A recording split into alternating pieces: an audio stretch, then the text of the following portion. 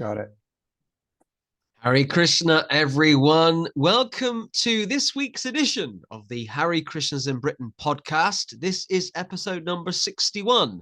The Hare Krishnas in Britain podcast is brought to you by the Hare Krishna Project, a national initiative, a preaching initiative, a bit of a religious word, a preaching initiative to share Krishna consciousness, to share the beautiful philosophy of bhakti with ordinary, everyday people, particularly a Western audience. And we've just finished our 60th episode and now moving forward into our 61st episode. And I'm pleased to welcome our guest this week, Balaram Prabhu. Hare Krishna. Hare Krishna.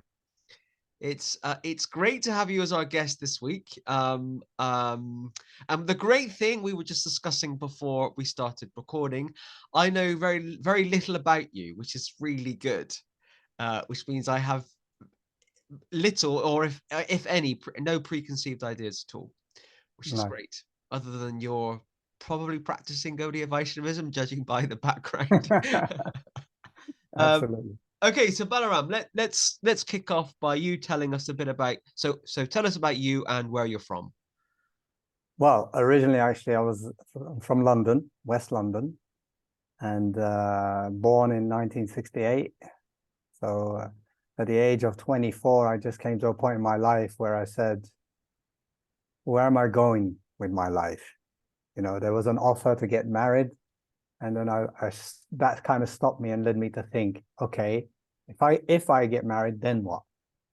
So I was like, I got money, I got house, I got car. Now a girlfriend wants to get married, and then it'll be child and job. And I just looked at the environment around me and my friends and brothers, and it was like, that's it. There was nothing beyond that. You know, it was like, okay, I got the job, got the house, got the car, got the wife, we'll have the kid, and then work, sleep, you know, go to work again, come home. And my mind just couldn't accept that was it. And then it was a kind of matter of waiting for death. Now, I don't know how many people think like that, but I really did at that time. And my mind just refused to accept it.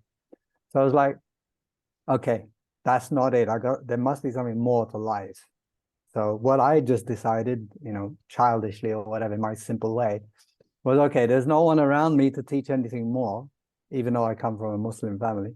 So let me buy a caravan, close everything, travel around the world, and let the world or countries, different cultures, actually teach me more than whatever I have around me. So, you know, that was age 25 or 26 in 1994. I left London for that. So you literally bought a caravan, and I then you just I bought a van and did it up. You got a van, and you literally just drove, you know, over to Calais and just went for it through Europe. Yeah. Wow. Must have felt very liberating. Oh, it was a very emotional time, actually, funny enough. You know, I consider myself quite an independent man and positive, happy, and whatever, but that really pulled out some deep stuff from me, because I was literally crying from leaving home to Calais for 4 hours, something like that. I was just crying. It was very emotional, because, you know, you got to understand that I had said to myself, and I know when I say I do it, that I'm not going to see these people for 2 years. So no family, no friends. I told my girlfriend, don't wait for me to finish. And it was like, oh my God, you know, it dawns on you. I'm not going to see this life for 2 years, maybe more. But so but for the next 3 months, 4 months, it was quite emotionally wrenching. It was kind of my life becoming pulled away from my life. And it was just into some unknown darkness, you know. And at the same time, it was very, as you say, liberating and very, you know, exciting, because it was, oh my God, you know, where am I going? What's going to happen tomorrow? No one knew anything. So, yeah, very liberating. Yeah. Wow. So tell us a bit about that journey in terms of, I mean, you can tell us about where, you know, each place on the way, or you can just tell us about where you got to. I mean, for me, I've thought about that, by the way. I mean, years ago, I thought about giving stuff up. I've given things up, but not completely everything. And I thought about getting a van. But I'm gonna be honest, the biggest obstacle was that I know very little about cars and engines. And my paranoia was I get to like Germany or Italy and something would break down and I wouldn't have a clue what to do. Nor do I. And I'd just be stuck. And that's one of the things that put me off because okay. So Yeah. Yeah. did Actually, 1994 was what? 29 years ago. So I've got a very vague memory. I just got main points and important points. So I can just share that with you. The main thing that I remember is that through Europe, it was more or less the same because, coming from London and having a London life and a Western life, France, Belgium, Holland, Germany was more or less the same, just people speaking a different language. But buildings, city life was more or less the same. So I didn't really learn anything, didn't really find it interesting there. My first interesting point was Poland, actually. When I came to Poland at that time, Poland was very poor. But I found that the people were very open, doors were very open, literally doors were open. Their house doors were open. And almost everywhere I stopped, people invited me to their house. And I'm like scratching my head. I'm like, what's going on? In France, Germany, people were like seeing my van and saying, hey, move away from here. You can't park your car here. And it was like a rough ride. But in Poland, they didn't have anything. They were poor. And here they are, so warm-hearted, so open. So one of the first realizations I had, which is an important one, was that actually Western life or money does not equal happiness. I realized that poor people, because I guess they didn't have stuff of value like we do in the West, my computer, my stereo, my sound system, whatever. So we're fearful that that's going to get lost. So we lock doors and why are you here? What do you want with me? Whereas in poor countries, they don't have anything of that nature. So it's like, what's mine is yours. I don't have anything to lose anyway. So they were open. And that allowed much more of a loving exchange between people. And it's funny because that's what later on we will learn in spiritual life also, is that the less you have or the less you own and the less you know that you don't own, the more you are from the heart to people, for people, Yeah, so that was, I think, Poland. And then it kind of, the next big step for me was Turkey, funny enough, because I had this idea of Turkey being some prehistoric Islamic country, turbans and baggy pants and that lot, according to what I had been given by the West. So, but when I got there, they were quite modern, actually. They had roads, they had cars and blah, blah, blah. But the Turkish people were the first of very, very friendly, very, very hospitable, very welcoming, and very interested in like new people. You're from a foreign country, obviously. Who are you? What are you? And again, it became more from Poland, like more invitations to home and less exclusive, more come join us, be with us, and our table is your table, our house is your house kind of mood. So I really loved Turkey at that time, and I funny enough, I started reading my first Krishna conscious book in Turkey. Do you want me to just go on with that? Yeah, please tell us. Okay.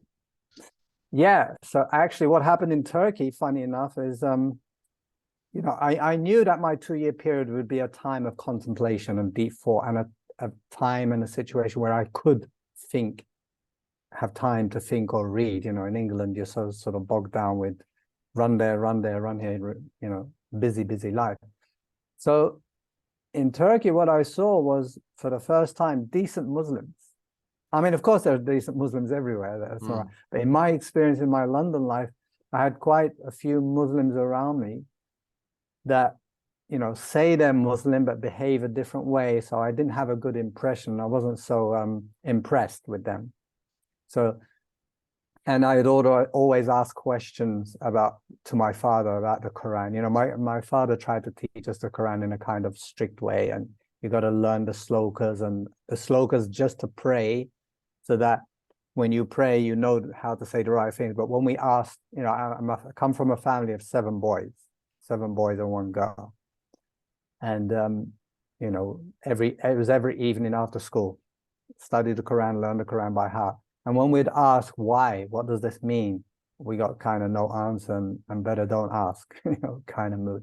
So when I came across Turkish people who were a lot more loving, a lot more friendly, I was like, oh, okay. And I had a Quran, English Quran in my van. I started to read that again. And again, I came up with the same question that I had when I was younger. And then I went and I asked people here, I asked imams in Turkey also, and came across the same wall. So then I put that down and I was looking in my van and I found this book. And the title itself was just perfect for what I wanted at that time. The Science of Self-Realization. You know, I think before I even opened the book, I was convinced kind of by the title. And yeah, I think within... So this was you were in Turkey. This was so just to recap, this was 1994 in Turkey. Yeah. And you had a copy of Science of Self-Realization in your van. That's a good question. How did it get there? Yeah. Yeah. Well, a little kind of story there, because the day I was leaving, and I was literally crying, and my family and friends and everybody was there crying also, that my brother was staying in my house with me. So somebody had given him this book, probably an Indian friend. He was a university student, and it was in our house, let's say. Yeah. So I'm not sure this is There's the blue version, the one with the Vishnu on the front. Yeah. That's there.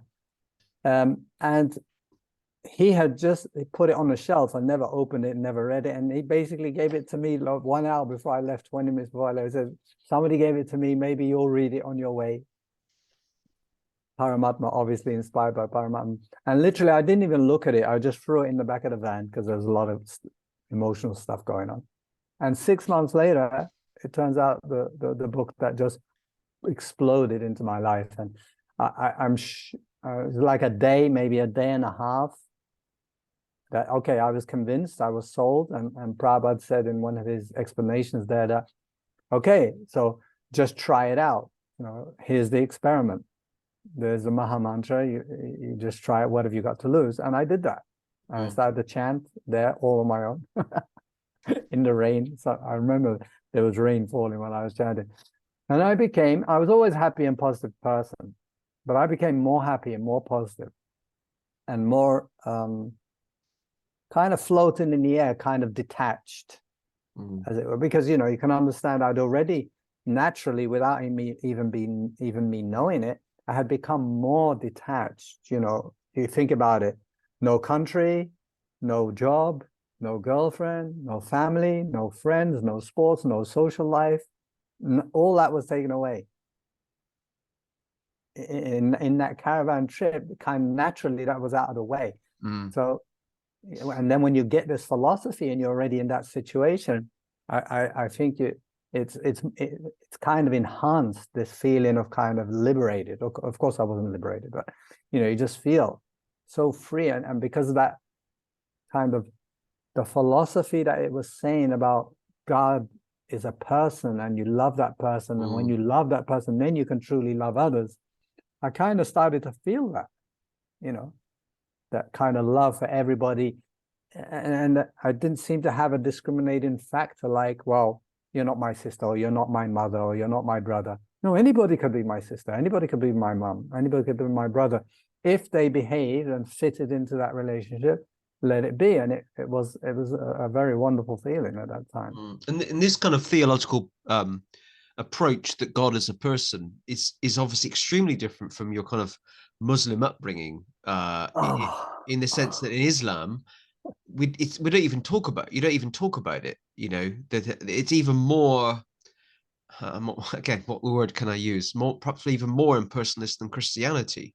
Oh, yeah, absolutely. Is that you can't even look at anything that might be an image of God or the Prophet Muhammad. So obviously calligraphy is quite big but yeah. So you go from this kind of Islamic view of not even contemplating what God might look like to this is what God looks like just behind me. You know? Exactly. So that was quite different, quite a big change. Quite different, but it was actually what I realized then, what I was dying for, because as a youngster under my father's guidance in Islamic understanding and teaching, I had asked, okay, who is Allah? What is Allah? What does he do? Where is he? Because you see, the innocence of a child, they kind of just see things more simplified. And then they ask simple questions, which other grown-ups don't seem to ask.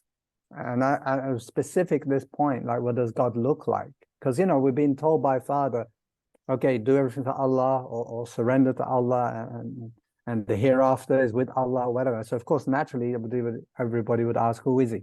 What does he look like? But then we're met with a stone wall. And it's like, don't ask this question.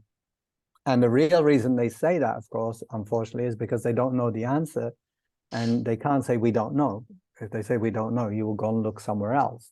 So I met that wall. And then when Srila Prabhupada said in the Science of Self-Realization, probably on the first day, I was just booming. It was like, God is a person, and you can have 5 different kind of main relationships with him. And then I just jumped. I didn't really jump. I felt like I jumped because it was like, yes, I knew it. I said this, but they all said no. They said no, It was like, finally, I'll find someone who agreed with me and like, yes.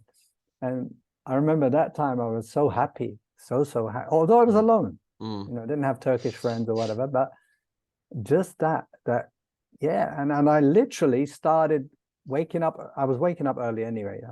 I had this in my head to wake up early, but the next day when Prabhupada told me that, I woke up early and I started jogging with my imaginative friend Krishna by my side. And I went to the basketball court, had a ball with me, and just playing and dodging. And I was just imagining with my mind that Krishna's there. I went swimming with Krishna. Krishna kind of became my mental friend. As crazy as that sounds, but it was really, really nice. Yeah. It sounds really, really nice. It's always good to hear people's experiences of when they first discover Krishna consciousness, read one of Prabhupada's books, understand that God's a person, and how, how does it make one feel? So it does sound, it really good. And I love the fact that you were in a van in Turkey, reading a book that your brother had given you in London. So how long did you stay in Turkey? And where did you kind of eventually get to? Well, stayed in Turkey for a full 6 months, and then went out of Turkey to get my visa extended to try to come back in. And then they kind of told me that, by the way, I wasn't completely alone, so I should add this to the story. There was another friend of mine, David, and his wife, Alvin, and their 2-year-old kid in another van. So anyway, so just so you know that's okay. So we drove to Greece to come back in, and then the Turkish authorities said, well, stop there. You can come in, but not your vans. Your vans have to stay out for 6 months. So I was like, oh my God. For me, it was like the sky had fallen, because after reading the book, The Science of Self-Realization, unlike David just wanted to continue with the trip, kind of just traveling. But I was really just dying to find a Hare Krishna temple or an Iskcon temple. So looked up in Turkey, nothing. Looked up in Iran and Pakistan, nothing. Actually, in Iran and Pakistan, they were there, but it was underground because they're Muslim countries, but nothing in Turkey. So anyway, we ended up contacting friends, and they helped us eventually get back into the country with the vans. And then we drove, winter started, so we drove as quickly as possible through Turkey, the rest of Turkey, and got into Iran just over the hills, luckily, before the snow kind of kept us in. And we went through Iran. Iran was a nice little experience. I mean, just kind of this, more of the same, but in a bigger way. That, again, we're portrayed, Iran and Iranian people are portrayed in a certain way, and then we have this impression of them. But when I got there, the officials that I had to deal with, as far as visa and police and guards and security, were terrible. But once I got in, Iranian people were so sweet and so friendly. And, a man would have 4 wives, and they were wearing black outside, and they invite me to their house, and the wives wouldn't be wearing black inside. And it was almost like two different worlds, you know, from the official side to the personal side, and then the home side. It was really, really nice. And then Pakistan started to get a bit more like India. And then finally I had my first temple experience was when I came through Pakistan to India. I went to the Golden Temple, was it Amritsar, Wow. which was just mind-blowing, of course, at that time. You know, everything was new and wonderful experiences. And I mean, I just also find it amazing that you drove to India, and eventually you got to India. I mean, you were in Turkey for 6 months. Why? I mean, I've got the map in front of me, by the way. I'm just looking at my phone, to get my geographic bearings, because I thought that Syria was after Turkey. It's it's kind of south, isn't it, Syria? And then I can see now you went over the border and went through to, I mean, how long did that take from leaving Turkey the second time and then going to India? How long was that time? probably about 6 months, Wow. I would say, because it must have taken us about, I mean, on average, we spent about 2 months, 3 months in each country. Yeah. So it's like France, Belgium, Holland, Germany, and then Poland, Slovakia, Hungary, and then Romania, and then Bulgaria, and then Turkey. And then Turkey, we went sort of the south part of Turkey to enter into Iran, miss Syria, enter into Iran. And then from Iran, you go diagonally downwards to Pakistan. Yeah. And then from Pakistan, you go diagonally up to, you know, we avoided Wow. Afghanistan. So Yeah. Yeah. we went through the Baluchistan desert. Wow. I find it amazing. Yeah. I'm just a bit of a tangent. I guess I'm a little bit surprised there were no devotees in Turkey 30 years ago. I mean, even in an underground sense, because Turkey officially was, or is, I get confused, secular. Yeah. And I'm just surprised. I don't know if there was Yeah. some There in should have been. Pakistan. Definitely there should have been, but there wasn't. Yeah, I mean, I met But devotees I there. did say to myself at that time, Krishna, it would be great if there was a temple here, because Turkish people are so nice, so friendly, so warm. You know, I did say that. So tell us about India. You finally got to India, Golden Temple. I've been to the Golden Temple twice, and I love it. It's it's not a, it's not a place where of pilgrimage for Gaudiya Vaishnavas, but it's a place that I always visit if I'm in India, because it's so beautiful and just quite amazing. Yes. Yeah. Again, you know, the Sikhs, the Golden Temple, the atmosphere, you're in India, just a completely different culture and different colors. Right now, when I look back at it now, almost as if the rest of the world before that was black and white compared to India. And then when you come to India, it's just full of color. And I guess it's not just a physical thing either.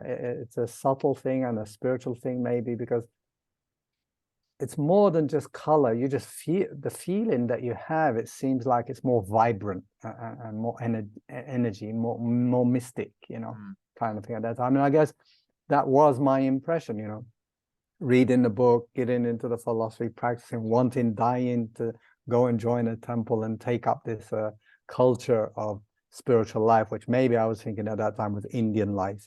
But yeah, and you know, Indian people are a different class of people. And then the Sikh people, they're also very special and unique in their own way, you know. And then there's all this temple stuff, and then free food and free distribution, and just the way people deal with you. You know, India really has this uniqueness about it, is that they openly accept everybody, and they don't judge, at least more then than now, and they don't judge anybody.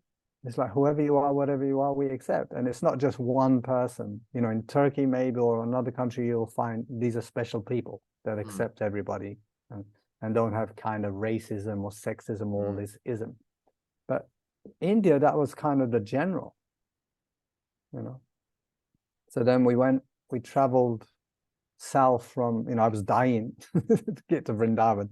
So I came to Vrindavan, and I remember me and David had two very different experiences. And I walked into the temple and sort of just went straight for Prabhupada and straight for the temples. And, you know, I'd never been in the temple. So I just watched what other people were doing, or while I was running, kind of walking fast towards Prabhupada and the deities, seeing that people were offering that, what we know now as obeisances. I just copied them.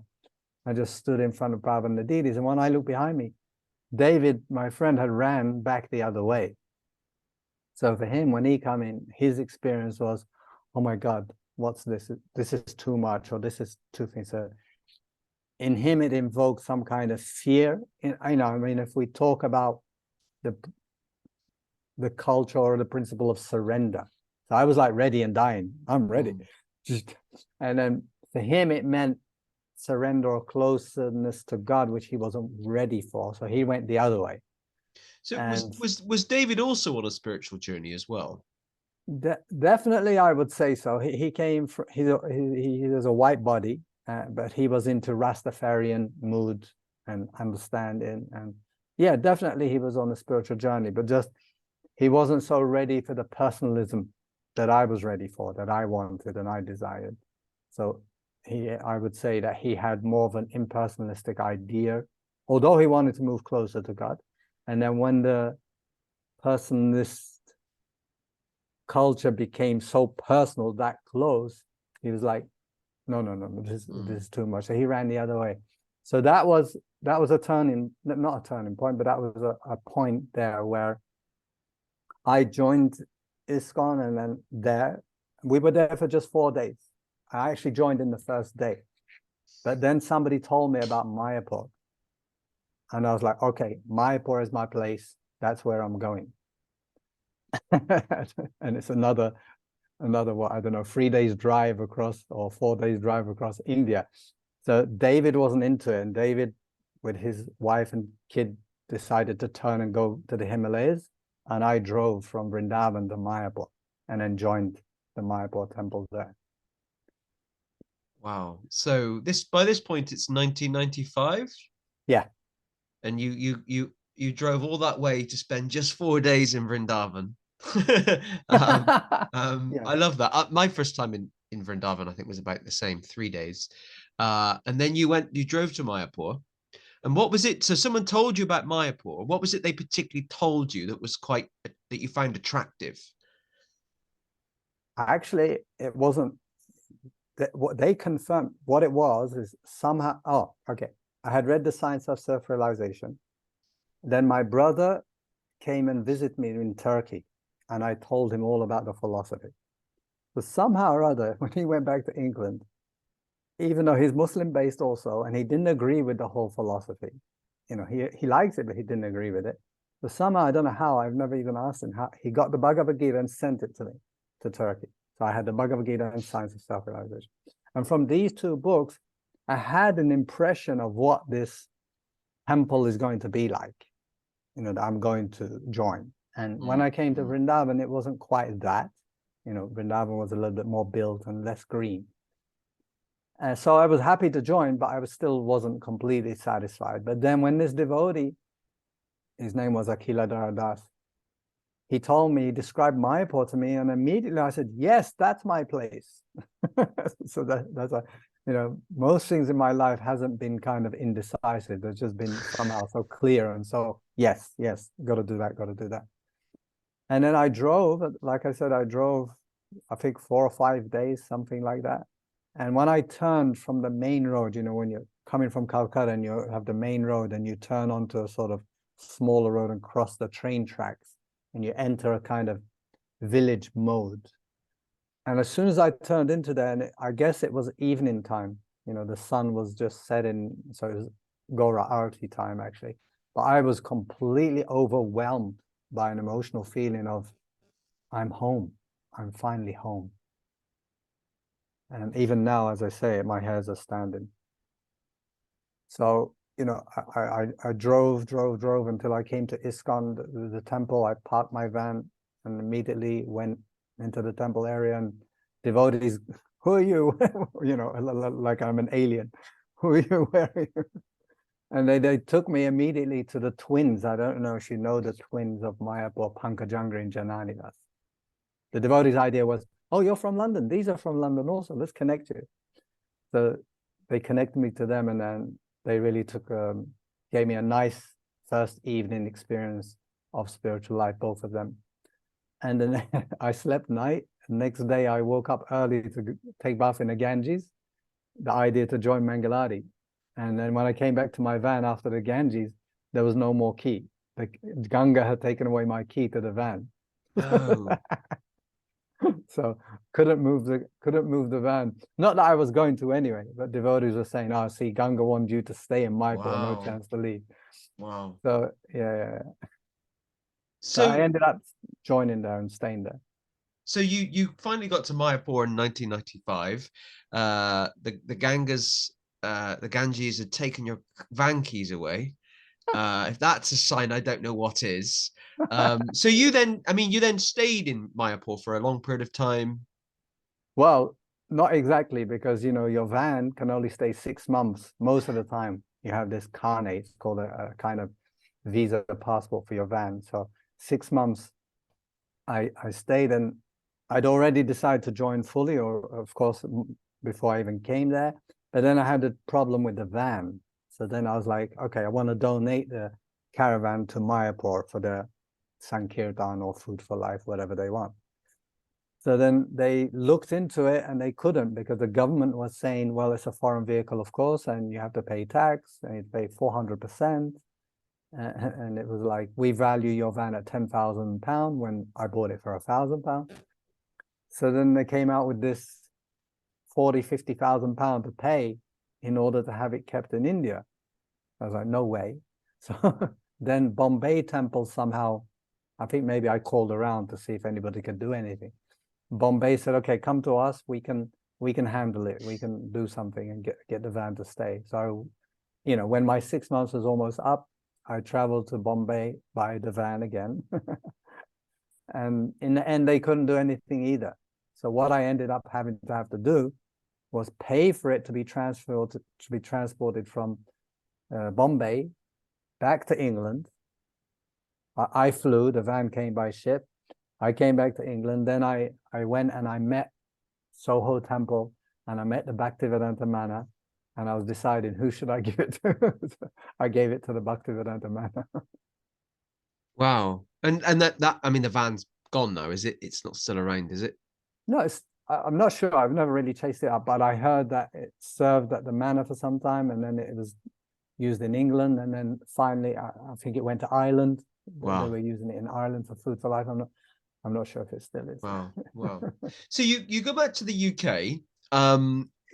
So what's kind of happening then in your spiritual life and your involvement with Iskcon? I mean, obviously, there's lots of gurus in Iskcon. There's lots of things happening. I guess I'm kind of moving us down a particular narrative now. Did you at any point take initiation from Not yet. anybody? No. And what was how was all, and so kind of when did that happen, if it did, and what was kind of going on?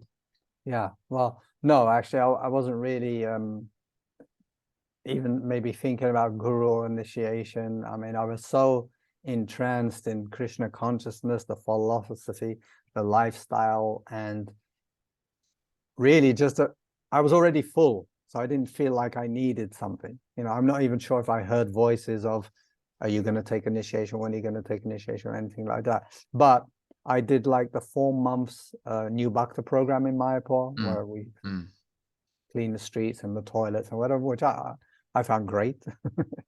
It's a nice way to kind of train the ego, as it were.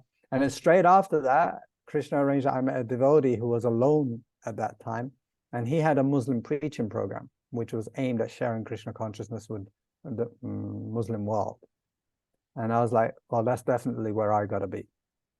This was in London, was it? This was in London. No, sorry. This was back in Mayapur. Okay. This was before I came back. Yeah. Sorry, because I had stayed 6 months in India, and the new Bhakta program was 4 months. So then within the next 2 months before I left India, I met this devotee and said, okay, this is where I got to be. I'm clear about that. So that was what my plan was and my focus. So then really I was just coming back to England to give the van away and then come back to India.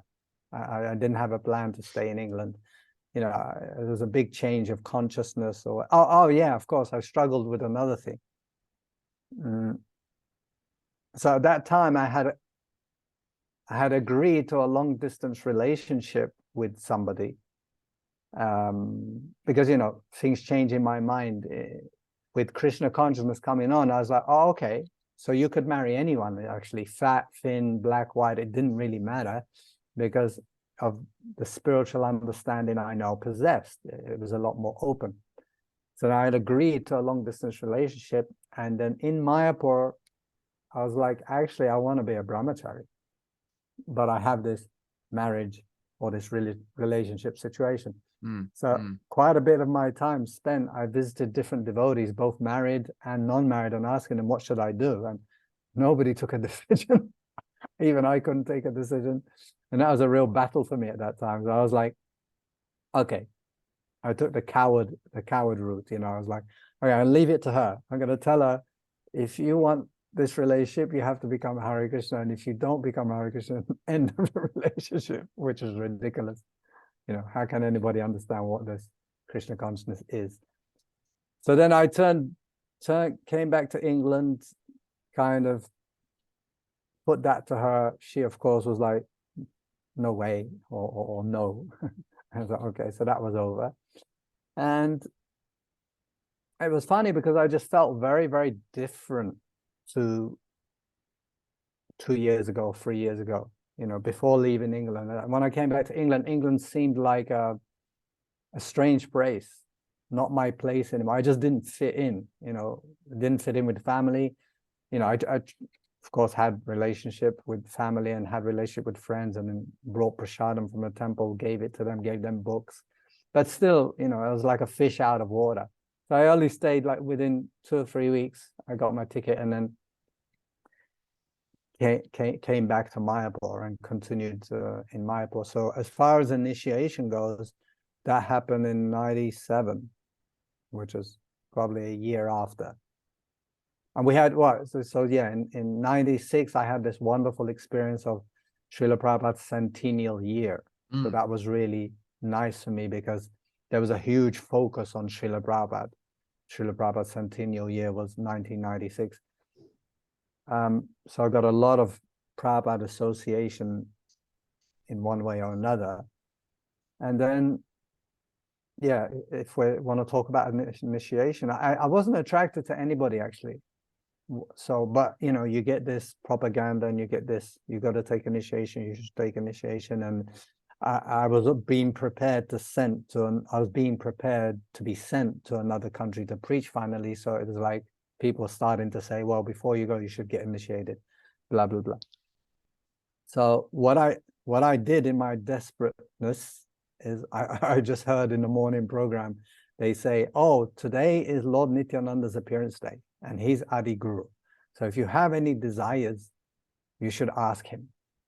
So that's when they put the kind of murti on the stage in the Mayapur temple. And I approached Nityananda, you know, in all sincerity, and I just said, look, I don't know who I should choose as a guru. Could you please help me with this? So I just offered that and nothing. And then in the evening, not in the afternoon, there was Abhishek and this on the stage. And there were different Iskcon gurus around on stage doing the Abhishek as they usually do. And I got a strong words come to me that you should take initiation from this person. And that person happened to be Harikesa Swami. So I approached the temple authorities. They gave me a letter. I went to him and I got initiated that same year in Guru Purnima. But like I said, it wasn't really a relationship that I was attracted to him. It was just Lord Nityananda told me to. So, but then funny enough, 1 year later, Harikesa fell away and left Iskcon. And I had a very interesting and powerful experience with that. It was like, you know, as usual, I guess, for everybody, when you come to Krishna consciousness, it's Srila Prabhupada's books, it's his tapes, it's his videos, and you're absorbed in Prabhupada, which I kind of was. And I always had, I'm not a reader. I've never been a reader. I'm not a book person. I'm trying to be now, but I've always been a hearer or a watcher. I've always had Prabhupada's audio, his tapes plugged into my ear. But what happened after I got initiation is Harikesa was probably the biggest, one of the most popular gurus at that time. He had his own tape ministry. He had 1 or 2 books out. So I kind of got pulled into or vacuumed into a consciousness of, okay, I got to listen to his tapes now and read his books now. So Prabhupada's tapes went down and Prabhupada's books went down. And then when Harikesa left Iskcon, of course, we were not told the truth. We were told he was ill, so we were praying for him. I was doing extra service for him, trying to pray to Krishna for his recuperation from his health situation. But then later we found it was then said that no, he left Iskcon. He left and stopped practicing Krishna consciousness. So then I found myself with no, let's say, so-called no guru. So then, of course, naturally, you just go back to Prabhupada. You just naturally fall back to Prabhupada. And what I realized then was, I had this big, oh my God, Prabhupada, I was missing you all this time and I didn't even know it. But because now I could see, the difference between reading before and not reading and not hearing from you and hearing Harikesa stuff. And then going back to that, I was like, oh my God, yeah, it was you. I missed you, and I was missing you. I was like, wow, these lectures are really far out. So it was that time actually that I became a lot more connected to Srila Prabhupada than previous times. Before I ask you about that, can I just confirm? Harikesa Swami at the time, he was one of the original 11 gurus, I think. I don't know. And I was just looking up. I just Googled him, and the official entry on Wikipedia is that in 1998, Harikesa collapsed due to stress and overwork in the summer of 1998, after having accepted even more responsibilities in addition to those he already had. He then resigned from Iskcon, and his resignation was accepted by the governing body commission. I mean, this is probably written by someone in Iskcon, the entry. I mean, so what did happen then? I mean, did he collapse because he was overworked, or did something else happen? I also am not in a position to do that, except just hearsay and what eventually came down through the line. But what eventually comes out is the truth. And I mean, yeah, Harikesa had a huge amount of responsibility, loads of stuff on his plate, trying to do loads of service, really, really pushing book distribution forward. And he was also the chairman for the Mayapur project at that time. As usual, people messed up in the past, so they got the next best person to try to straighten things out. So he had that. So absolutely, was there some kind of physical stress, mental stress on him, and did he collapse or lose it because of that? Absolutely, that's a huge factor.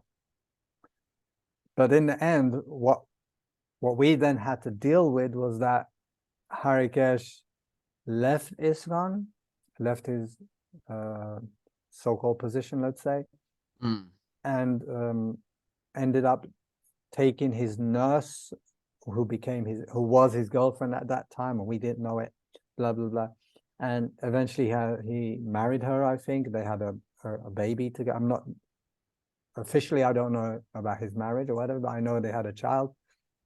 But immediately, sort of 6 months after we heard that he left Iskcon, we started to hear and see that he was preaching against Prabhupada. So it was like, Prabhupada shouldn't have given us 4 regulative principles, should have given us 3 or something like to that nature. So he started to kind of preach against his guru.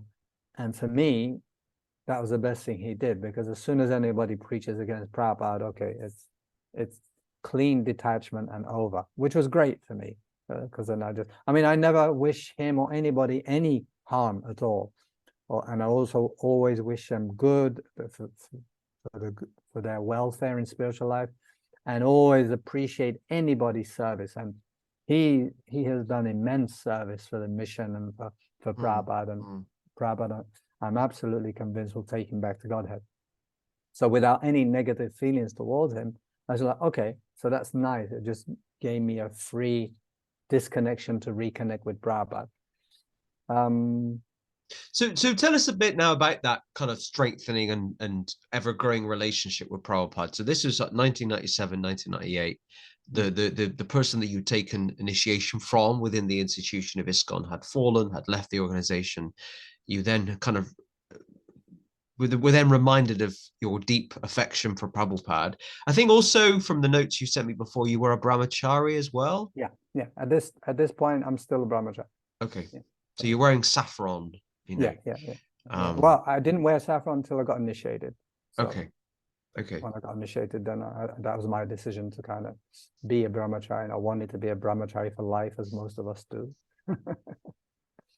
Yeah. So at that time, actually, it was confusion for a lot of people.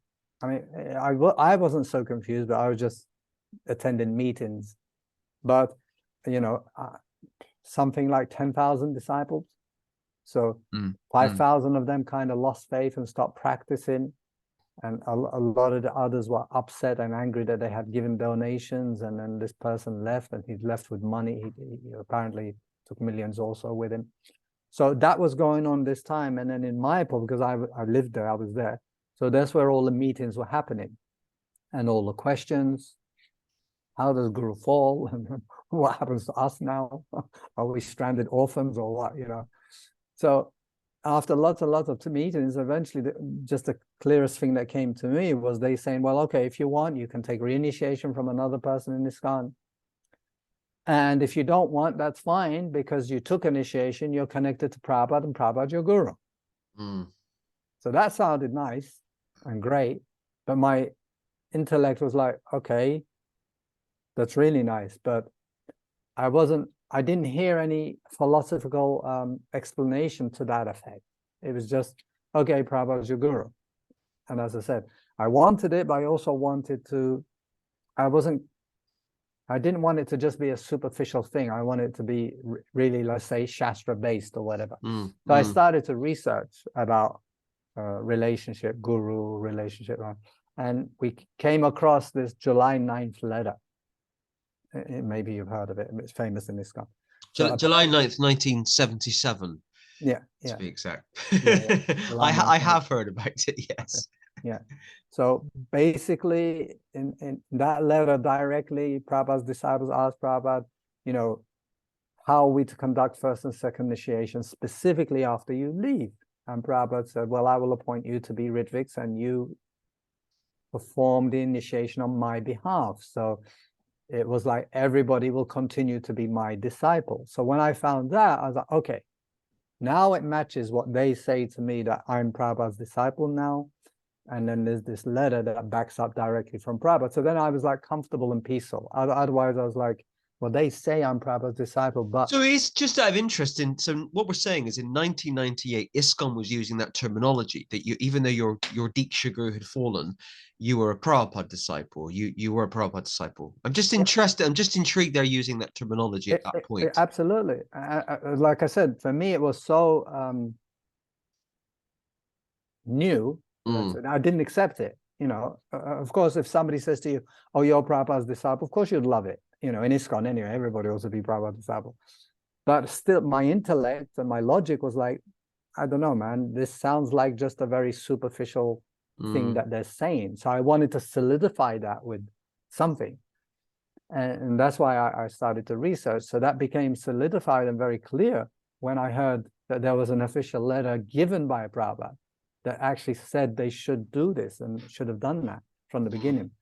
So then, for me personally, I was like, okay, I'm Prabhupada's disciple. I'm clear on that, and I go on. So then my relationship, I was like, what was that, in 98? I was already, so yeah, the year before that, after I got initiated, that's when I got sent to Turkey. And I got sent to Turkey as my first place to share Krishna consciousness with. And I knew that was going to happen anyway, I just knew. Because Krishna had prepared me already. He said, okay, this is where you're waking up. And I had this desire. I said, man, it would be so great if there was a temple in Turkey. Turkish people are wonderful. So Krishna just kind of completed the circle there. Can you just repeat, did you go back to Turkey after you read the July 9th, 1977 letter, or before? After. Okay. But you were still... sorry, before. No, before. Okay. Sorry. So you'd gone back to Turkey around 1998 time. You were sent... 97. You were officially sent by Iskcon to preach, to open a center. Okay. That's it. Yeah. I wouldn't say officially by Iskcon, let's say, because we were living in Mayapur, and we were, of course, representing Iskcon, but we also had a department that was kind of not renegade, but independent, and it was led by this devotee. I won't say his name, and he was just doing what he felt Srila Prabhupada wanted him to do. And this kind of Muslim sharing, or sharing Krishna consciousness with the Muslim world, is not at all appreciated by Iskcon. It's not funded by Iskcon, not 1 lira, let's say, not 1 rupee. We had to finance ourselves. So although we were doing it for Prabhupada, Iskcon and Prabhupada, it wasn't the GBC or the management. Yeah. Are you just out of interest? Just out of interest, are you not mentioning the devotee's name because he's passed away, or he's still alive, or he now has a senior position in Iskcon? No, he's actually out of it. He's independent of Iskcon. Okay. Doesn't represent Iskcon for the same reason that he accepts Prabhupada as his guru. Also. Actually, that time when I found the July 9th letter, we started to read it amongst ourselves and discuss it. And there was 3 of us together as a team at that time. Okay. So we all accepted that order, even though one of them had an official guru in Iskcon that hadn't fallen. He had no problem with himself. But still, that July 9th letter just confirmed and cleared this situation. I also, just to kind of comment, I can't remember word for word the Prabhupada quote, but Prabhupada was very keen for preaching in Muslim countries. Yeah. There was a particular reference I know he made to about anyone who preaches in a Muslim country, he will personally take the dust from their lotus feet. That's exactly it. So what can I say? Prabhupada prioritized Muslim and preaching countries, or maybe not use the word prioritize. He thought it was very important because, getting through that very strong, tough Islamic culture and theology is not easy. Yeah. And Prabhupada was keen on it. So a big Harry Bowl to you for going with Turkiye and sticking with it. Yeah. I mean, Srila Prabhupada, let's say, I wouldn't say he prioritized it. I wouldn't say even he said it was important. But what he did clearly show is that it's what he would love somebody to do. And he's clearly saying it's a very dangerous, risky area, and therefore you get extra bonus points, let's say. The kind of bonus points that he's saying as he'll take the dust from the feet of whoever goes there. So certainly they were encouraging words. He didn't push people for it, but there is some history to that also. One of them is he was challenged in India that why are you preaching to us in India? Why don't you go and preach to these Muslims in Pakistan? And at that time, Prabhupada sent 2 sannyasis, Gargamuni and Brahmananda, I think, to Pakistan. And they walked into a civil war. Kind of thing. And the other thing with that, if we want to inspire devotees, is just yesterday, I was listening to Yashodanandan Prabhu, and he was saying how Prabhupada told his servant, I want you to go to Japan. This was before there were any devotees in Japan. Please go there and preach. And the servant said, well, actually, Prabhupada, I'd rather just stay here and serve you. Prabhupada said, okay, you can stay here. And there was this Prabhupada servant called Sudama, black body, little bit famous. And Sudama was so in love with Prabhupada and so into Prabhupada that he heard that Prabhupada had asked his servant, and servant said no. And he came and offered himself. He said, Prabhupada, if you want someone to go to Japan, I'll go to Japan. He said, wow. And then he told him, and he told devotees, that because you have volunteered to go to Japan and preach Krishna consciousness, not me, Lord Chaitanya himself personally will come and take you back to Godhead. So, a place like, you could see just the science or the logic. A place like Japan, tough, dangerous, but so any place like that, you get special benefit. Okay, so when you got to Turkey, so when you were in Turkey for the kind of second time round, did you open a center? What was happening with the preaching, and what was kind of going on at that point? Yeah, well, we were led by a very intelligent devotee, and he also was from a Muslim background, and he planned. We had like a good plan, it was he could see into that, because he also actually was based in Russia before he came to India, and he was part of the Russian devotees that preached underground and shared Krishna consciousness underground for many years, and risked lives and ended up being beaten and sent to prison. So he'd experienced all that. So luckily he had that experience. So he was like with us, okay, the first year you just go there for 6 months and just observe the situation, get to know it a little bit, and then 3 months. I said 6, right? No, 3 months. 3 months. The second year, 6 months, and then 9 months, and then a year. That was the plan. So from 97 to 2000, it was 2000 that we then moved to Turkey and started to live here. So previous to that, it was just a temporary situation, maybe a temporary. I mean, when we first went, devotees should know this, that such a thing still exists in devotees' desire. We literally went with no money. I remember me and this other devotee who went there, we had sleeping bags and very little amount of money. And our plan was, okay, we're going to be sleeping on the beach. We don't have accommodation, can't afford accommodation. And, when you put yourself in that situation, like always, and Prabhupada says, then Krishna reciprocates with that. It's like Draupadi when she put up 2 arms, and then he reciprocated. So we were near the beach, we were at the beach, and then we met somebody on the beach, and we told him, and then he said, come and sleep at my cafe. I have a cafe that works until 10 p.m. So at 10 p.m. I close it, you can go in and sleep, and in the morning, 9 o'clock, you can be out of there, pack your stuff. And so in that way, like, for the first 3 months we lived like that. And then anyway, then the next year we came for 6 months. The same person made a contact, and we were able to live in a building site. There's a building with no doors, no windows, nothing like that, but it had water, and we lived like that.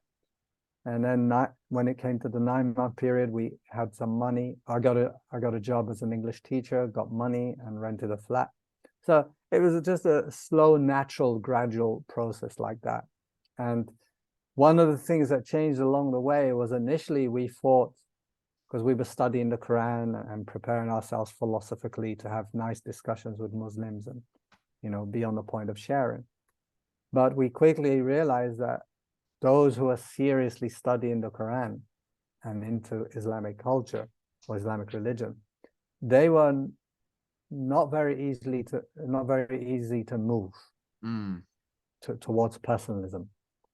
But more youngsters, let's say, that were a little bit disappointed with this, or not into it, or frustrated with the suppression of Islam or whatever, they were more open to it, and they were like more interested. So we shifted from kind of trying to make friends with Muslim scholars to make friends with just the normal people, young people. Yeah. Okay. So you're a brahmachari in Turkey. You're starting to kind of be successful in terms of preaching, and you're starting to earn money. In your kind of short email you sent me to, you talked about getting married at one point, Mhm. or twice actually. Mhm. Tell us a bit about that. So you've been married. I mean, I don't know how you want to answer that question. You can talk about both marriages, or some of the stuff that was going on when you were Yeah, brahmachari. Yeah. no problem. So yeah, I was a brahmachari, let's say, theoretically until 2010. So at 2010, we had our biggest and most successful place, which is basically a temple. And it was an Indian cultural center registered as a business, Indian cultural center. And in that we operated as an Indian cultural center, sharing Krishna consciousness, let's say through dance, through yoga, through Sunday program, through prasadam, through books, through all that. And that was based in the middle of Istanbul. So that, I love Istanbul, by the way. oh yeah. I've been many times. Okay, so Indian Cultural Center in Istanbul. Yeah. Okay. Yeah, so that was the best time for us because both it was a big center, it was centrally located, and most importantly, it was located in the clubland. This was Istiklal Caddesi, the center of Istanbul. So we had clubs all around us and cafes and going on until 4 or 5 o'clock in the morning. So it was the first time where we experienced that we could have morning program, Mangalari, and no problem with sound because up until then it was always we're in a rented flat. There are neighbors next door. You have to be quiet. You have ding, ding, ding, very quietly. And if they see too many shoes, it's a problem. So so many limits actually within a Muslim country like Turkey, even though Turkey is the most liberal of all the Muslim countries. So like I said, when we got this place, it was more freedom to be who we are, what we are. And yeah, so at that time, it's still only me as a person from Iskcon, let's say, and then trying to cultivate local people. So at that time, we had a very nice devotee who's a little bit famous, I think, called Mahashringa, who I advised to have on your show. I can give you his details later. Please So do. he lives in Mayapur.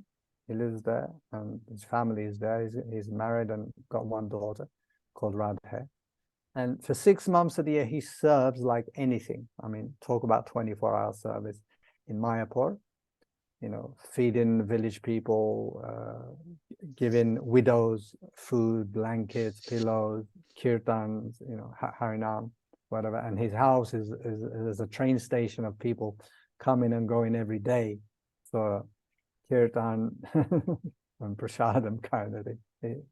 And then the other 6 months, he travels around Europe purely under invitation and shares Krishna consciousness with people. But his sharing is quite unique because it's kind of his sharing without sharing at all. His mood is he's just being the friend that he is. And that friend becomes the best friend. And in that friendship, naturally, Krishna consciousness gets shared. But I can't even remember how we made contact, but somehow or other we invited him to Turkey. And he came to Turkey. So 2 times actually we did traveling tours with him 2 times, 2008, 2009. So in end of 2009, he recommends that I should marry this particular person that was coming to the center. I'll leave her name out of it. She may not want to be public, let's say, as I am. So under his recommendation, and I really fought it for about 2 months. I was like, come on, no, I want to be a brahmachari. What are you doing? Why are you talking to me like this? So eventually he convinced me that by this marriage, you'll be able to do more. And because of that idea, that, okay, if there's going to be more sharing taking place, I'll surrender and accept the marriage. She's from Muslim background also. And she was only around Krishna consciousness for like 3 months. So, was she Turkish or English? Algerian. Algerian, right? Okay. Yeah. So, realistically, how could she understand what she was really letting herself in for or getting involved in? So we were naive. I was definitely naive in that sense. That how could she? I said to her basically, if you like this way of life, we can get married. And if you don't, we won't get married. And she said, yes. So, but really, you know, somebody who'd been around Krishna consciousness for a while should have known that she would need more time. But anyway, we tried our best. We had the marriage. We did our best. But 2-3 years later, cracks appeared. And, you know, a large part of it was due to me having a brahmachari mentality and not being prepared to accommodate a woman into your life. Because, you know, what I now know, when you take on a woman, it's almost, I'm not saying it's like a child to say that they're stupid or something like that. No, but I mean, there's so many things that you have to be aware of and take special care of a child, because it's a child. So a woman also has special needs, you know, all women. And, you know, when you have brahmachari mentality, kind of those two don't click well together, you know. So, you know, let's say one of the things that I wasn't aware of is a woman needs to feel secure, needs security. And part of the security elements are family. So she didn't have family there. I didn't have family there. So that's out. A house. We didn't have a house. We had a temple. So that's out. You know. And then me, it was me in my still, let's say, enthusiastic mood of, yeah, but everything's for Krishna. Yeah, and everything's for preaching. And no time for personal life, no time for personal dealings, kind of thing. Of course, there was a little bit, but nothing compared to normal life. So I think it was my fault a lot that I couldn't do what I should have done as a husband in a relationship like that, to give her more of what she needed, that pushed her away. And eventually she kind of was, maybe she realized in her head that, okay, yeah, of course, I like this guy because he was God conscious based, and she was looking for a God conscious based man. But I thought he would change. Of course, you get married and you change. You don't stay the same as you were when you were single. But I was like the same, so, which wasn't good. And so eventually she thought, well, okay, I'm not getting anything from this marriage. You know, I'm kind of fourth on the list. Preaching is first, Krishna is second, Prabhupada's third, guests are fourth, and I'm in fifth place. You know, so it wasn't conducive enough for her. Eventually, and how long were you married for? I would probably say 2.5 years, 2 years.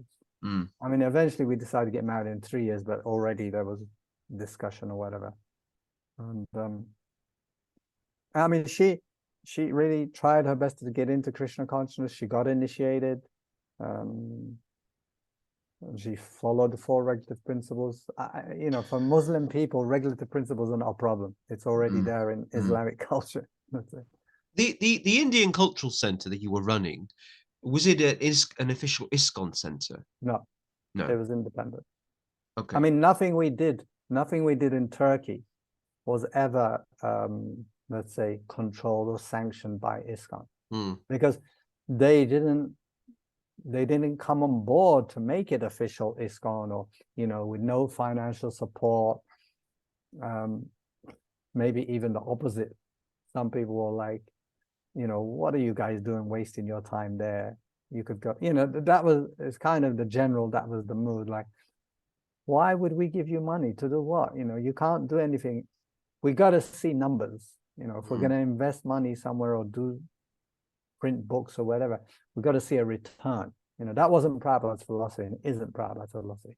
But certainly it is for the majority of leaders in ISKCON now. It's like, okay, if we're going to invest somewhere, we've got to see a return. But it's like, no, we just serve, and then whatever comes. So I can kind of understand the timeline of events. So this was around 2010-11 time. You were running a center in Istanbul called the Indian Cultural Center. Did you say Mahashringadev was his name? Not just Mahashringa. Mahashringa. He is, he's still alive, a Prabhupada disciple. in that traditional sense that we No, understand the term. funny enough, he was also a Hare Kesh disciple. Okay. Just Okay. coincidence, by coincidence. So And it's he never took reinitiation from anyone. at some point, did the Indian Cultural Center close? Yes. Okay. Yeah, that closure was actually started happening after the divorce. Although me and this person was still kind of together and trying to disconnect. But what happened, unfortunately, with this Indian Cultural Center was we were positioned in a huge building, you know, and the building had probably about 60 huge mansion type flats in it. And we had one of these flats that we were using as a temple. So it was sold off, and the Hilton Hotel had a project to make it into a hotel. So, you know, that was in 2013, 2014. Finally, we got removed from that building. That's really interesting. Because I went to Istanbul in 2012 and 2013. But 2013, I went to meet a friend there who isn't a devotee. He might still live there, I'm not sure. And I said, hey, I'm involved with the Hare Krishnas. Can we go and visit the Hare Krishna Center? So I went to meet some devotees in November 2013 in a flat.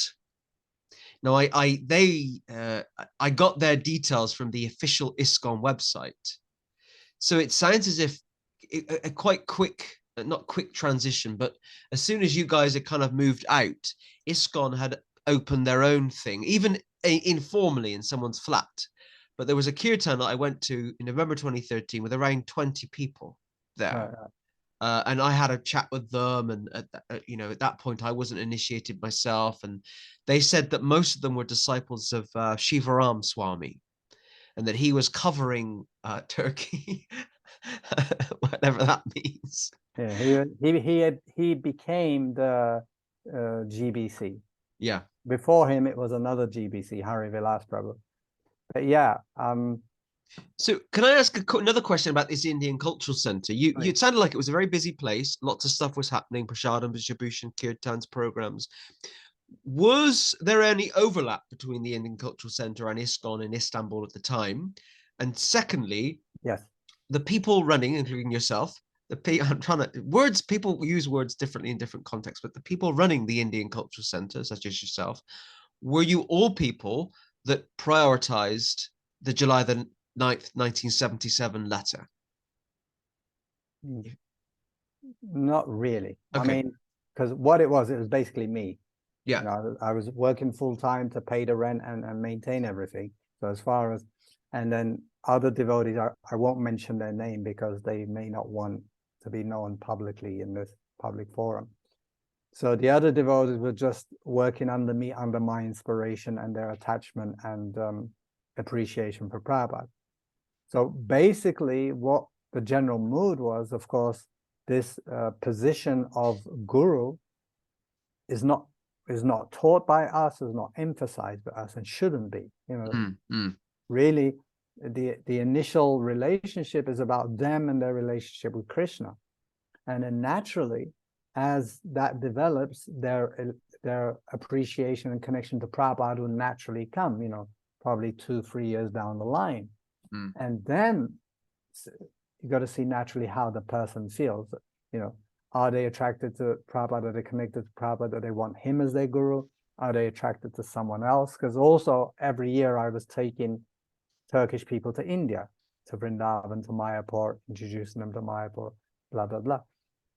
So, so what happened was when Iskcon changed their GBC, because Hari Vilas was based in America and basically just allowed us to do what we want. He didn't interfere.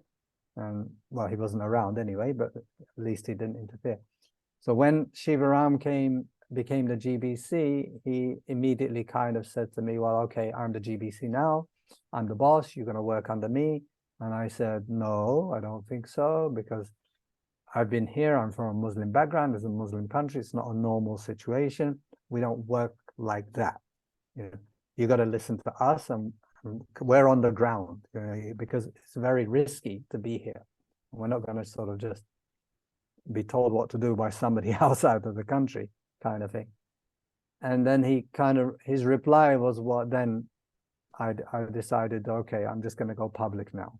And his reply was basically to me was, okay, so then if you're not following what I say,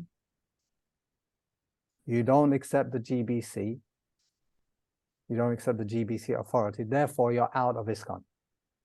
So in basic words, he said to me, I'm kicking you out of Iskcon. To which I kind of laughed, and I'm like, do you really think Iskcon is a four-walled building that you can just remove people or put people in? It's not. Prabhupada, and wherever Prabhupada's teachings are and people follow his teachings, that's Iskcon. Could have no walls. Could be in a village, could be in a jungle in the cave. So I replied to him, okay, so then with that dealing, then I said, okay, it's time to go public. Because until that time, so until that was, I think, 2007, 2008. So until that time, I had been within Iskcon, but under, what's it called, incognito, of my position as a Prabhupada disciple following and accepting the Ritvik order, even though GBC had told me, you're a Prabhupada disciple. But that you're a Prabhupada disciple is by default because your guru fell, not because you accept the Ritvik order. Once you say you accept the Ritvik order, that's a different ballgame, which made no sense to me, of course. It's like you can be Prabhupada's disciple in this way as we see it, but not in that way. Well, the science must be the same. The system must work the same. But anyway, so then I kind of went public. I told him, so we had no connection. So then they came to me again, maybe 1 year later, 2 years later, with like, okay, look, you're there, you have this devotees, Turkish devotees. Let's work together to print Prabhupada's books. And I'm like, okay, for Prabhupada's books, to get Prabhupada's book printed, I'll work even with the devil. So then we met up, I introduced the Turkish devotees that could translate, that had English and Turkish with them, and then quite soon, they took some of them, 2 of them, and made them their people, and then they opened a separate place and started their place from there. So, yeah. And unfortunately, we didn't really have much contact from the time Indian Culture Center closed until more or less now, because now I relocated, got another building, and now starting to share Krishna consciousness again publicly. So we didn't have much communication. So now I've contacted them again because they've printed Prabhupada's books in Turkish language since that time. And I'm asking them, please give me Prabhupada's books, and they're saying no, because you're Ritvik. And I'm like, where has Prabhupada ever said this or did this?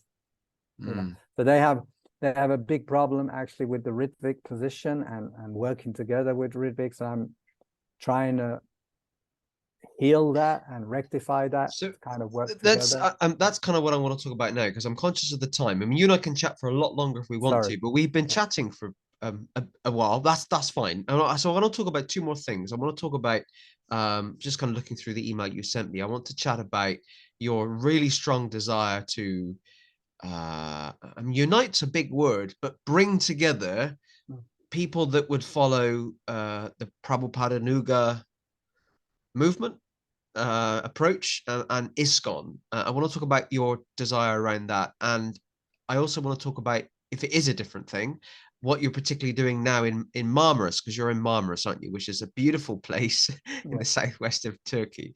So let's talk about that. Because you do a lot of kind of preaching work online as well, and kind of promotional stuff online to try and bring people together. So tell us a bit about that. Yeah, it's truly one of my really deep heartfelt desires, because I mean, anything that I really want to do, it's because Prabhupada wants it, and because he desires it, I really desire it. And there's nothing more pleasing to Prabhupada than to see his family, his spiritual family, united. And one of the things that I feel gives him the biggest pain, if there is such a thing, I mean, it's not really, but it is, let's say, is the splits and lack of cooperation, lack of love, lack of supporting each other within the spiritual family. You know, we can classify spiritual family as just 4 of us in this house, and then increase it to Iskcon Turkey, and then increase it to Iskcon World, and then all Gaudiya Math, and then all God representing people. So, but what I have come to see is a lot of fighting and a lot of bickering, and a lot of fault finding, criticism, and it's everywhere, you know. So I really want to do what I can, and I think this is definitely the way we all need to go forward, is to stop this bickering, stop this fault finding, stop this criticizing. It's another manifestation of the false ego anyway, and find a way, whatever that is, I don't know, but absolutely find a way to work cooperatively together. And what I'm coming to in my talks and dealings is, and it's funny because it's Chaitanya Mahaprabhu's highest philosophical principle, is simultaneously one and different. It's funny how that philosophy is even finding its way in how we can work together. And it's like, okay, so we have to find a way where we see we are one and be happy about that and cooperate about the one, while simultaneously accepting, understanding, and maybe even appreciating that there is difference, and allow the difference to be there. You know, so my first step towards the bigger picture actually is in-house. So because I'm a Prabhupada based person, we call ourselves Prabhupadanugas, Iskcon calls us Ritviks, is to talk to Ritviks. And really we need, you know, I'm open enough to say within my own group, we have one of the biggest diseases, and that's come about, and this should be understood very nicely, is it's come about because for years we've been trying to find the fault of Iskcon gurus in order to pull them down, in order to put Prabhupada back in his place as the only diksha guru of Iskcon. But because we've taken that mentality and we've been doing it for so long, it has become ingrained in our own DNA. You know, it's the law of association. So by associating with fault finding and criticism, it's become part of our own DNA. So then unfortunately now, we also have that nature between each other. We're fault finding and criticizing each other. And basically what that's leading to is a very immature position of, I'm the only one that's right and everybody else is wrong. Everybody else is doing wrong. And then with that, actually, nothing can grow. Nothing can get bigger. You know, so within my own group of devotees, not my own, they're not my devotees, but within the Prabhupadanuga world, I'm just starting, and I'm nobody in this field, let's say, but I'm just trying to start people to sort of reconsider, rethink, let's discuss, and sort out our own little, which is a big problem ourselves. Once we got ourselves in a sort of better state of consciousness, next stage would be to take it to Iskcon and like, okay, look, Iskcon, we are changing and we're changed, or we're changing and we want to change. So why don't you change also towards us? We change towards you, and we will plead with them to just, okay, you can have your Diksha Guru system. We just want you to add Prabhupada to that list of approved Diksha Gurus, and we're happy. We have Prabhupada officially.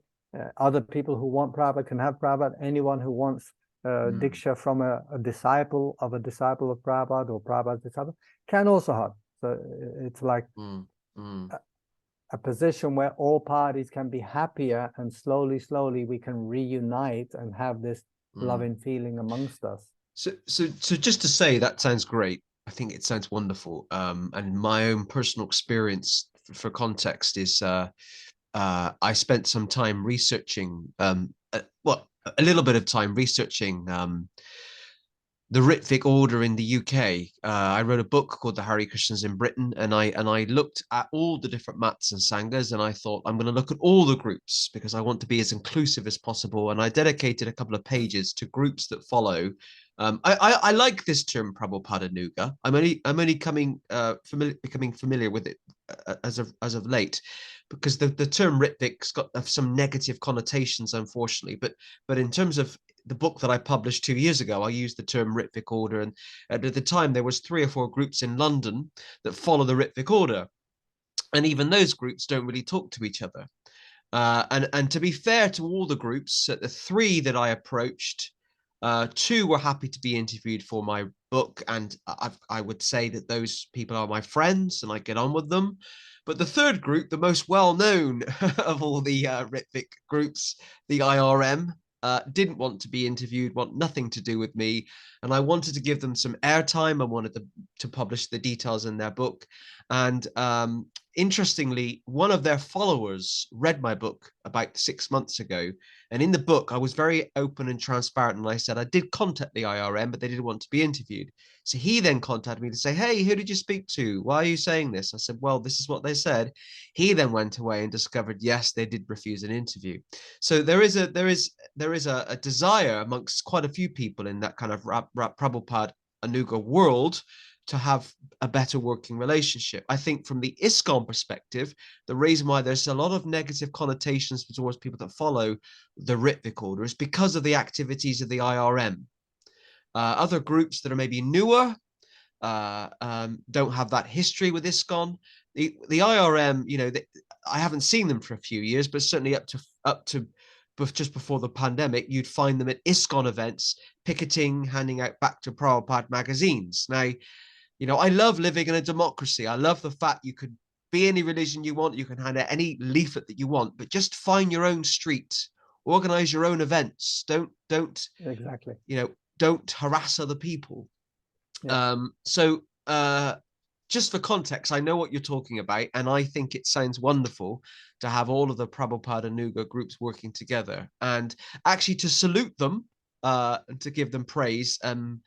Not a lot of people will know this, but just 2 weeks ago, forgotten the devotee's name, Madhu Pandit Prabhu, who runs Iskcon Bangalore, visited Bhaktivedanta Manor 2 weeks ago. It was on his Facebook, and he was greeted with open arms and he was garlanded.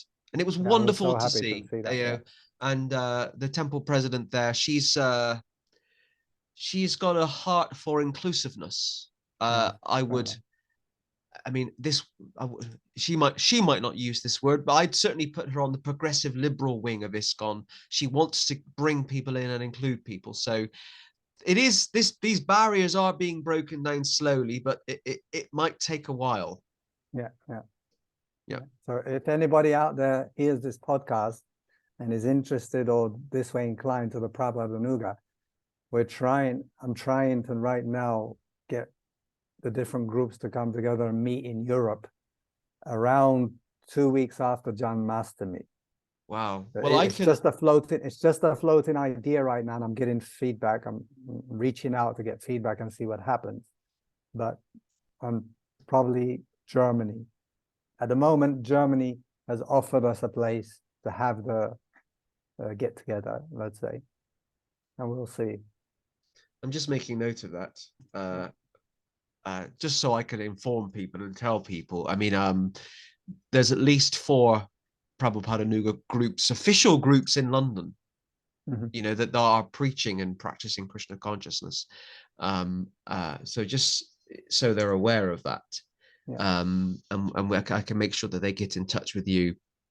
So okay, that's quite encouraging to hear. So tell me now about what's happening in Marmaris, because Marmaris, as I revealed to you before I clicked the record button, my first ever foreign holiday was in Marmaris in 1994 with my mum and her husband at the time, and my brothers. It's a wonderful place. I love it.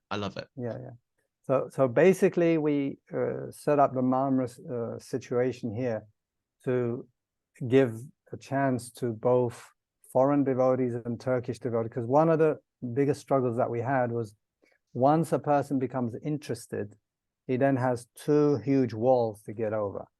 Both family would then start to see change as far as vegetarian diet and some special behavior at home.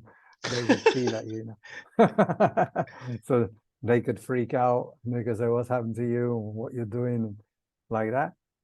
And what was the other one? Special behavior, of course, they'd have their work situation, or almost everybody would have a job and have to go to work, blah, blah, blah. So, you know, their 2 hours, 3 hours, 4 hours that they come and join our little program in Istanbul or whatever, wasn't able to absorb them enough to give them a real good experience of Krishna consciousness to get further interested in it. So what we thought about this Marmaris project now here is it's kind of retreat center where anybody from Istanbul or from any other city or even from abroad could come and have this very nice, peaceful place. It's based in the middle of the forest. It's near the city. Wow. We have the tourism industry here. And, you know, we want to give an opportunity to devotees, especially, of course, from Muslim countries, just to give them a chance to live with us for 1 week, 2 weeks, 3 weeks without worrying about financial situation, you know, kind of, if they don't eat too much, I'll pay for everything.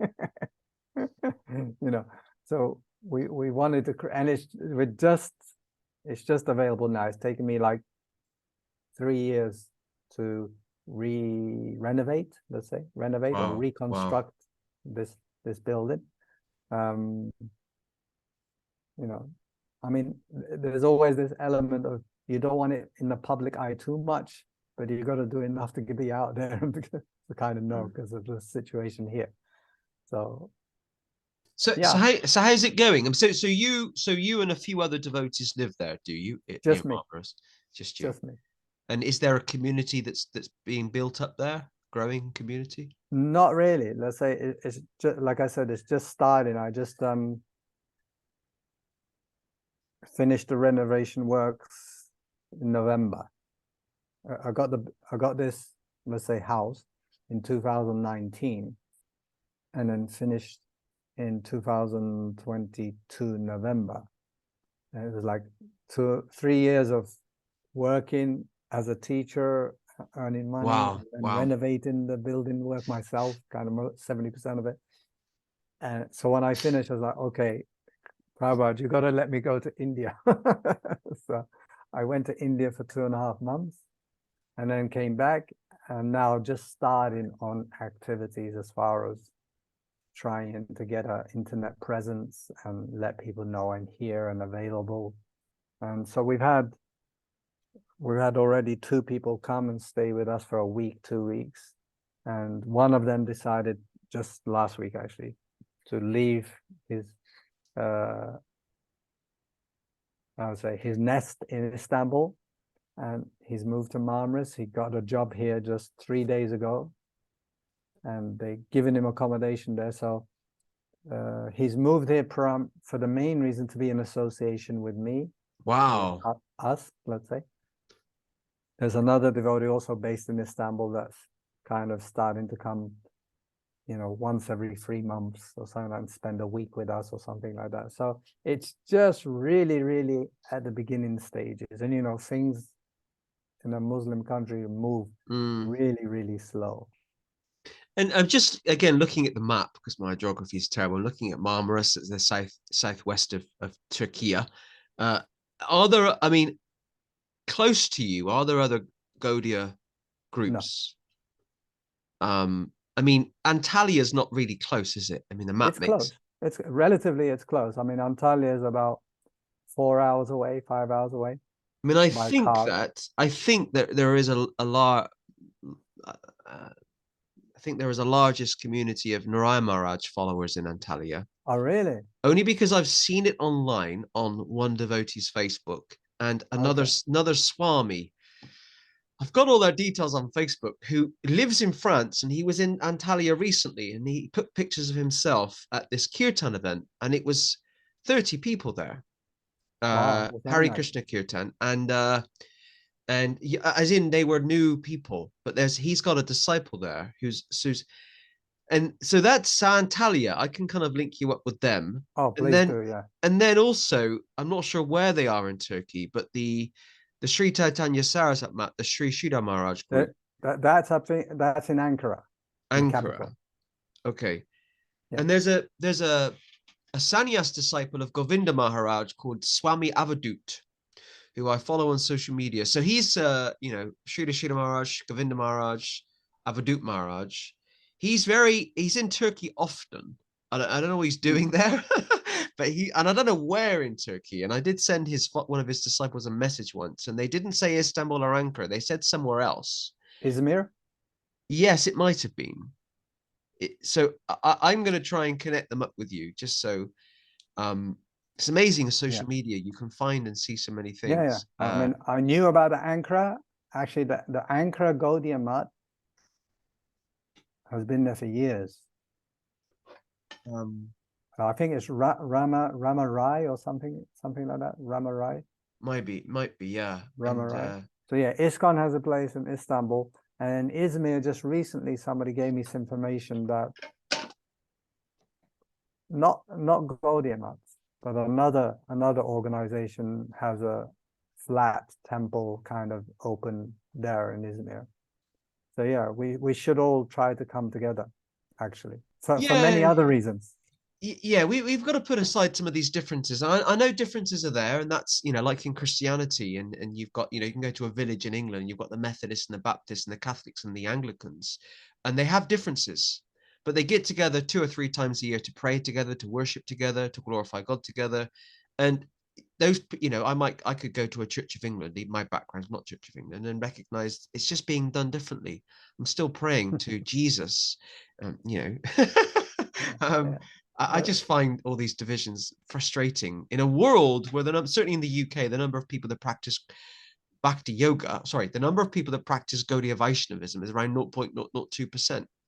We haven't got time to argue with each other. Let's say the population of the UK is 68 million. Let's say, this isn't true, but let's say a million of them went to a Gaudiya temple in the UK, right? That means 67 million aren't. Let's just focus on the people that aren't practicing Krishna consciousness and try and save some souls. Exactly. Yeah, exactly. I'm just making a note of those things. Yeah. I'm going to send you those details of those devotees. Yeah, I mean, of course, I ideally, if you have a family, I always find all my answers when you bring it down and make it small and make it what happens in your house. If you have a mother and a father or a family of any kind, and you have 2 kids, 3 kids, 4 kids, 5, 6 kids, 7 kids, of course they're unique. Of course they're individual. Of course they're different. Of course they're going to fight a bit. That's accepted, right? But they also live together and they're a family. So how does that happen? What is their unifying factor? Well, we're the same family. So the same thing for, we can even bring it to a bigger title, that lovers of God, whether we're Christian, Muslim, this, that, or the other, Hare Krishna, we can still put a huge umbrella and be under that one umbrella of lovers of God. And then similar, as it gets smaller, within the Gaudiya Vaishnavism, we can have this huge umbrella that we all fit under. And under that, we can do many things to share. And we can also have meetings where we discuss, okay, look, there's this conflict and there's this fight, and we want to get rid of it. How do we get rid of it? And okay, we make some kind of agreements where the fighting is stopped. And I think we can easily do that.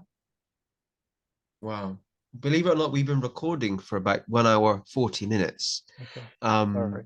No, it's great to hear your story. Yeah, you have a fascinating story. I'm just very impressed that 30 years ago you just bought a van and went for a drive, ended up in just a little drive down the road. Yeah, and ended up in India, which is a great place to end up. I mean, I'm certainly, I guess, to say in conclusion, I'm really inspired by your work, your preaching work, and your dedication to Srila Prabhupada. because what you could just do is just chill out in Marmaris and drink coffee and sit on the beach, and I think that sounds lovely. And meet a beautiful lady. But you've chosen particularly not to do those things, and you've chosen to focus on, with limited support, with no organization behind you, no institution behind you, which is sometimes a good thing. You're out there preaching and sharing Krishna consciousness. Yeah, it's wonderful. trying. I'm actually feeling sorry, go ahead.